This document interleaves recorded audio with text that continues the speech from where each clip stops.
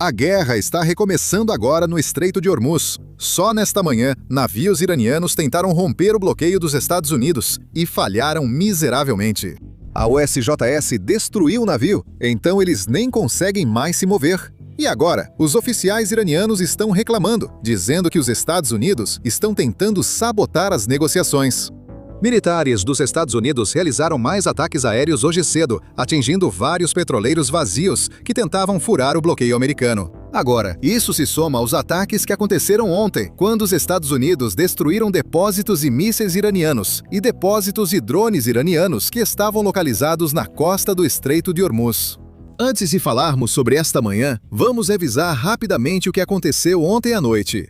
No mapa, veja as regiões atacadas pelos Estados Unidos. Isso inclui o porto de Bandar Abbas, que é um porto muito importante, a Ilha Qasem, que é uma ilha que o Irã tem usado basicamente para monitorar o que acontece no Estreito de Hormuz. E claro, temos Bandar Kargan e Garuk.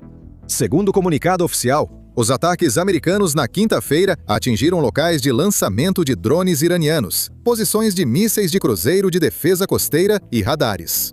A OAT não planejava fazer tudo isso inicialmente, pois respeitava o cessar-fogo. Quando os navios de guerra dos Estados Unidos se aproximaram do Estreito de Hormuz, o Irã lançou mísseis, drones e pequenos barcos contra eles. Nesse momento, os Estados Unidos responderam com ataques defensivos para impedir que o Irã atacasse outros navios e embarcações de guerra americanas futuramente. Aqui está o secretário de Estado Marco Rubio explicando por que esses ataques foram necessários. Ouça só. A questão é se há cessação dos disparos.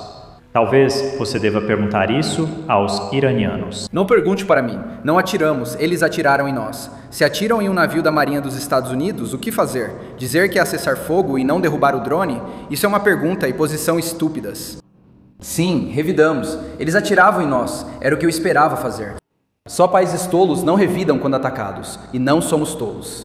Você espera isso lá ou já deixou claro para o Irã alguma linha vermelha onde, sabe, se o cessar-fogo, ou seja lá como você chama, se eles não conseguirem? Irmão, a linha vermelha é clara. Eles ameaçam americanos e serão bombardeados. Como pode ser mais claro?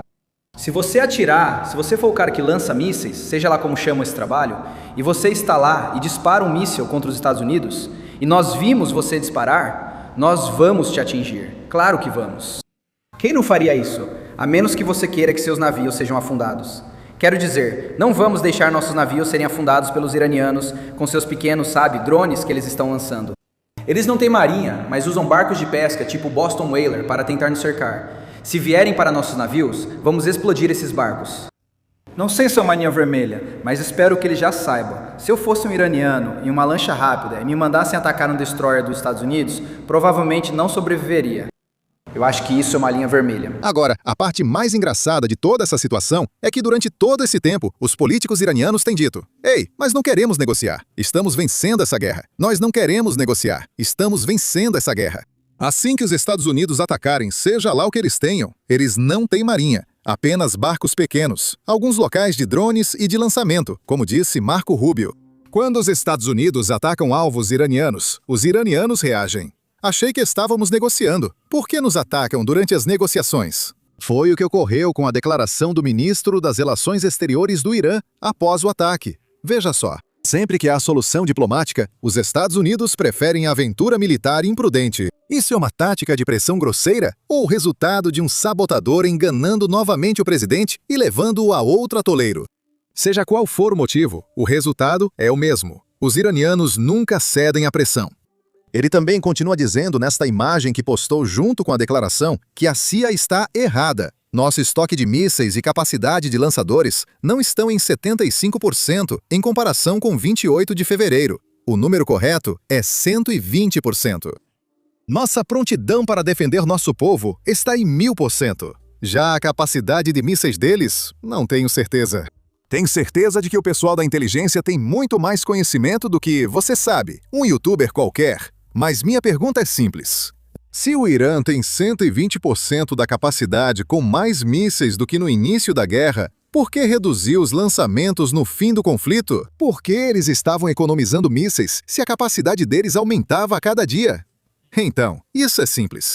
O que está sendo dito nas declarações iranianas não correspondem às ações que eles estavam realizando durante a guerra. Pessoalmente, dou mais importância ao que os iranianos fazem do que ao que dizem. Após a declaração de ontem à noite, os iranianos atacaram novamente os Emirados Árabes Unidos. Esta é a segunda vez, ou talvez a terceira, que o Irã ataca os Emirados Árabes Unidos desde que o cessar-fogo começou. Todos os mísseis e drones lançados pelo Irã foram abatidos, mas destroços feriram 3 pessoas, segundo o Ministério da Defesa dos Emirados Árabes Unidos. Eles ressaltam que, desde o início da guerra, as defesas aéreas dos Emirados Árabes Unidos interceptaram cerca de 500 mísseis balísticos, 30 mísseis de cruzeiro e mais de 2.200 drones, resultando em mais de 200 feridos. Por outro lado, as defesas aéreas dos Estados Unidos estão se saindo muito bem. Sabe como sabemos disso?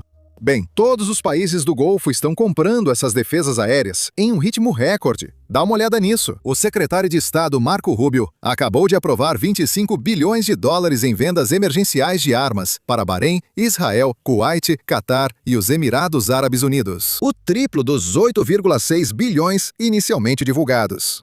O pacote inclui muitos interceptores de mísseis Patriot, mas a entrega pode demorar anos por causa da produção limitada nos Estados Unidos. A demanda por isso supera nosso estoque. Já para o Irã, as más notícias continuam. Veja o que o Comando Central divulgou hoje cedo. Atualmente, há mais de 70 petroleiros que as forças dos Estados Unidos estão impedindo de entrar ou sair dos portos iranianos. Esses navios comerciais têm capacidade para transportar mais de 166 milhões de barris de petróleo iraniano, avaliados em cerca de 13 bilhões de dólares. Por causa do bloqueio dos Estados Unidos, o Irã está deixando de ganhar bilhões de dólares em receitas de petróleo, que são extremamente necessárias em um momento como este. E claro, além do dinheiro, outra coisa que o Irã precisa é de mais capacidade de armazenamento de petróleo. Então, eles querem que alguns desses navios-tanque vazios que estão em águas internacionais voltem para os portos iranianos, para que o Irã possa usá-los como um depósito flutuante de petróleo. Ou seja, eles podem carregar o petróleo nesses navios-tanque e deixá-lo armazenado ali. Isso dá ao Irã mais fôlego e evita que parem a produção de petróleo se conseguirem mais armazenamento. Caso contrário, se eles realmente tiverem que interromper a produção nos campos de petróleo, isso significa que podem perder muito dinheiro e muita receita de petróleo no futuro. Bem, adivinha só, o bloqueio dos Estados Unidos também está mirando exatamente nessa situação. Só hoje de manhã, 2 navios, 2 petroleiros, estavam tentando voltar aos portos iranianos para carregar petróleo. Infelizmente, eles não conseguiram superar o bloqueio dos Estados Unidos. Veja esta declaração. As forças dos Estados Unidos desativaram o petroleiro Seastar 3 e o petroleiro Savida em 8 de maio. Antes de ambos os navios entrarem em um porto iraniano no Golfo de Omã, em violação ao bloqueio dos Estados Unidos em andamento, o Comando Central aplicou medidas de bloqueio contra 2 petroleiros de bandeira iraniana, sem carga, que tentavam atracar em um porto iraniano.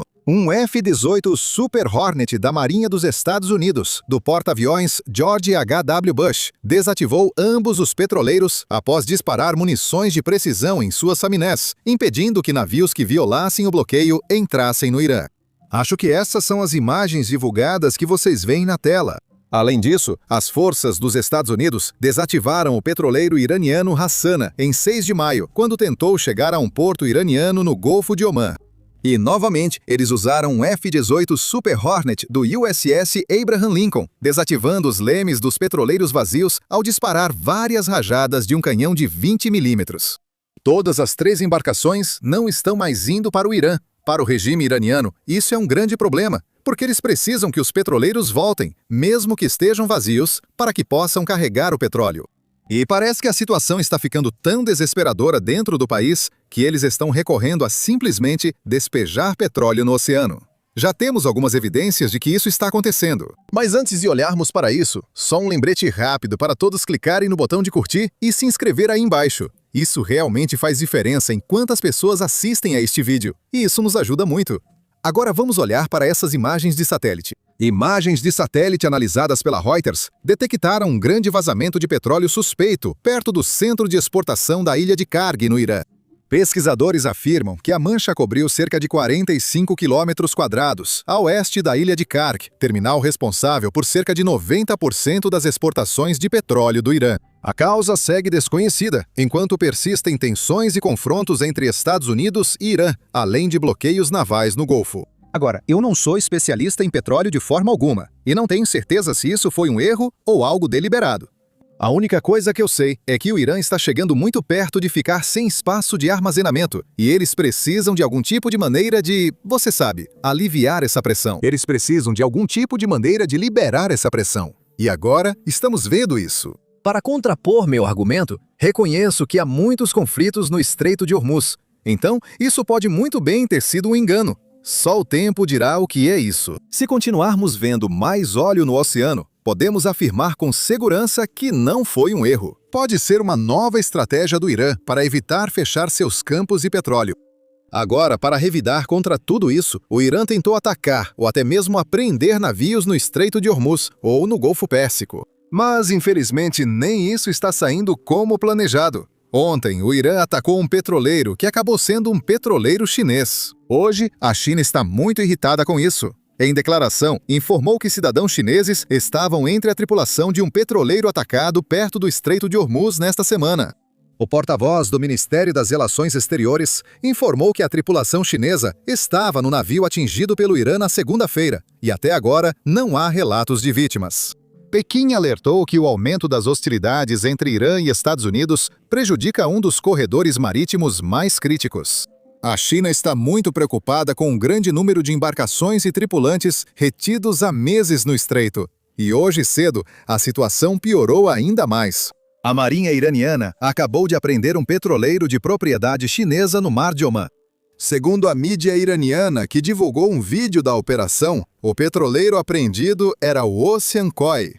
A embarcação transportava petróleo iraniano quando foi apreendida pela Marinha do Irã. E, além disso, ela pertence à empresa de navegação Ocean Kudu, sediada em Xangai, que já foi sancionada pelos Estados Unidos. Então, eu realmente não faço ideia do que está acontecendo. Não faço. Não sei se o Irã está só tentando bancar o durão ao sancionar um de seus próprios petroleiros ou se há algo mais acontecendo que não sabemos. O Irã está agindo de forma positiva para os Estados Unidos, ao apreender um petroleiro sancionado de uma empresa chinesa e outro transportando petróleo iraniano. É uma situação suspeita, mas não sei ao certo o que ocorre. Para mim, parece só o Irã tentando posar de forte ao apreender seu próprio navio. Só para avisar, ou só para, você sabe, mandar um recado para outros petroleiros e outros navios cargueiros de que, olha, não passem pelo Estreito de Hormuz. Caso contrário, tomaremos seu navio como fizemos com este. Esta é a forma iraniana de dizer que o Estreito de Hormuz está sob seu controle e soberania, fazendo parte de seu território. Quando, na realidade, isso não é algo que outros países do mundo, não só os Estados Unidos, mas também países europeus e, claro, outros países asiáticos, estejam dispostos a aceitar. Ouça o secretário de Estado Marco Rubio falando sobre isso. E eu não entendo por que alguém não apoiaria isso. E ele também não entende, com razão. Então, por que alguém apoiaria isso? Aqui está um problema fundamental. O Irã agora afirma ter direito de controlar uma via navegável internacional. Eles afirmam que tem o direito de controlar isso. O que o mundo vai fazer a respeito? O mundo vai aceitar que o Irã agora controla uma via navegável internacional? Porque se o mundo estiver preparado para aceitar isso, então esteja pronto. Porque há cerca de 10 outros países que vão começar a fazer a mesma coisa em suas vias navegáveis internacionais ou em vias navegáveis internacionais próximas aos seus países. Isso é inaceitável e estão tentando normalizar. Se achamos que o Irã não deve controlar o Estreito de Hormuz, a próxima pergunta é: o que vocês farão a respeito? Agora, para entender por que o Irã está se comportando da maneira que está agora, precisamos voltar e olhar como o Irã chegou onde está hoje. Isso não significa apenas voltar a 1979, quando aconteceu a Revolução Islâmica. Na verdade, precisamos voltar ainda mais, até quando a dinastia Qajar governava o Irã no século XIX, e analisar como as decisões que a classe dominante tomou naquela época ainda afetam o Irã até hoje. Bem, adivinha só. É exatamente isso que estamos fazendo no nosso podcast, em várias partes que acabou de sair hoje. Então, se você é alguém que se interessa pela história do Irã e por como chegamos até onde estamos hoje, com certeza vá conferir. Você pode assistir clicando nos links na descrição, ou pode simplesmente assistir clicando na tela final que aparece na sua tela, basicamente clicando no vídeo que está na sua tela.